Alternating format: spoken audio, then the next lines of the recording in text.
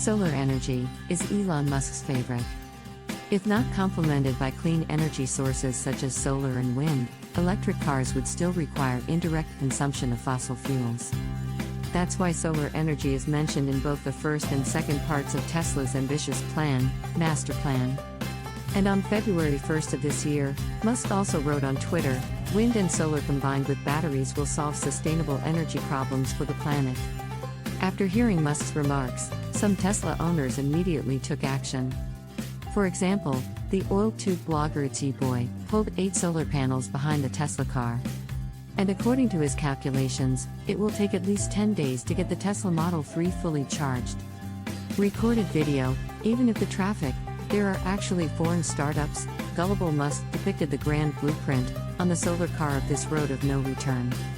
After 6 years of fumbling, they recently declared bankruptcy.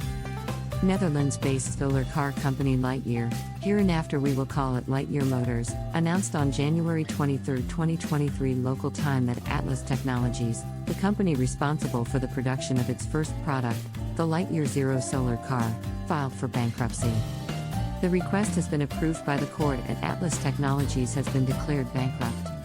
After laying off 620 employees, Lightyear Zero became a martyr on the road to solar car exploration. Theoretically, converting inexhaustible solar energy into electricity to power an electric car sounds logical. But in fact, there is not enough surface area on an ordinary car to install enough solar cells, and the cost of batteries plus solar panels is quite high, which makes the mass production of solar cars difficult, second only to Gia Ewing's FF91. The sun is free, but solar cars cost millions. Lex Hoefsloot was 12 years old when he read about climate change in a magazine article and said, "I really don't understand why no one is doing anything about it. How hard can it be?" Growing up, he realized the problem was more complex than he first thought, but Hoefsloot didn't stand idly by. While attending Eindhoven University of Technology in the Netherlands, he became the captain of the solar team and then set out on a path to chase the sun. In 2015, Hoefsloot and his team developed the second generation of the solar car Stella Lux and defended their title at the World Solar Challenge. Stella Lux.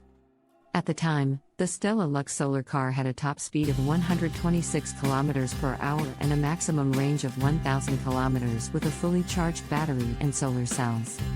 The company was registered in 2016, the prototype was launched in 2019, and the car was tested on the road in 2020. Almost every step was on point. But the only thing that fell down before mass production.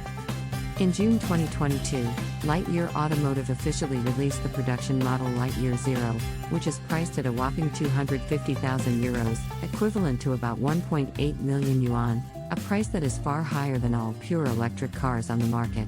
Almost enough to buy 2 new Model S. Looking at the basic parameters alone, the Lightyear Zero is not a weak product. A 60 kWh battery pack provides a range of 625 km, WLTP standard. A 4-wheel hub motor provides 1,720 Nm of peak torque and 130 kW of peak power. The wind resistance coefficient is as low as 0.175 and the total weight is only 1,575 kilograms. High-speed cruising at 100 km per hour consumes as little as 10.5 kWh/100 km. Lex Hoefsloot, the one with the gray shirt, and Lightyear Zero.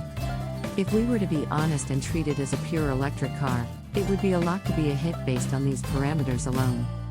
However, Lightyear is trying to make the Lightyear Zero a solar-powered car in order to save money and for the cause of energy conservation and environmental protection. In the front hood and roof of the car laid 5 square meters of hyperbolic solar arrays, which immediately raised the cost to the level of millions. Not to mention the increased cost, because the roof is covered with solar panels, the interior of the Lightyear Zero can no longer be set up with a sunroof. The original low body, coupled with the total closure of the roof view, which makes the back row of the ride experience is greatly reduced. It's hard to believe that this is the interior of a $1 million luxury car. The rear row of Lightyear Zero. From the data released by Lightyear Motors, the return of solar power is still relatively objective. Based on a solar yield of up to 11,000 kilometers per year, a driver using the light year zero for his daily commute, 35 kilometers, could drive for several months in the summer before needing to recharge. In climates such as the Netherlands, it can be driven for 2 months, while in Spain or Portugal, it can be driven for 7 months. Would you be willing to spend millions on it for the sake of a zero-carbon 35 kilometers daily commute?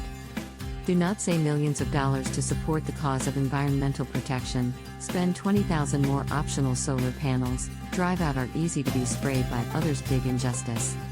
Like last year just launched the Toyota bZ4X, it provides a solar charging dome option. This solar panel, the power obtained each year, can be used to increase the range of about 1,750 kilometers. Calculate down, about 4.8 kilometers per day to increase the range. But for this 4.8 kilometers of range per day, you need to buy the top version of Toyota bZ4X Ford WD Premium, priced at 284,800 Chinese yuan, and spend another 20,000 Chinese yuan for the optional solar charging dome. According to the official information, the solar charging dome can generate 243.7 kilowatt-hours of electricity a year. Let's do a simple math problem. The public charging cost, full calculation based on 2 yuan a unit of electricity, a year can rely on solar panels can save 487.4 yuan. So, when you spend 20,000 yuan optional bZ4X solar panels, you need to drive it on 41 years to pay back the money. The legendary classic of the car is still there when the person is gone is alive and well. Don't sentence the death penalty too early, maybe it is not the right way to open? It is also not advisable to reject solar energy in its entirety when it comes to electric vehicles. Although the life cycle emissions of electric cars are lower than those of fuel cars, they are not absolute zero emissions. This is because the proportion of carbon emissions from the fuel cycle of an electric vehicle is more than 50% of its full life cycle.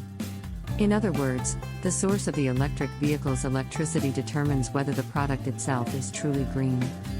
According to an analysis by the International Council on Clean Transportation, according to the current energy mix, the full life cycle carbon emissions of a medium-sized passenger car, for example, are 66%-69% lower than those of a fuel-fired vehicle in Europe, 60%-68% in the United States, and 37%-45% in China. This shows that the greenness of pure electric vehicles in China is low.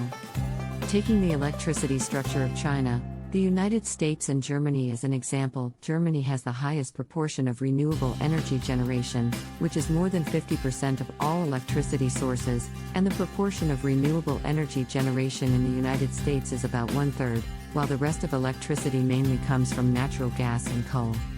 In contrast, China's use of renewable energy generation ratio is close to 1/3, but coal power is still the most important source of electricity, which is also the reason for the higher carbon emissions per kilometer of electric vehicle driving.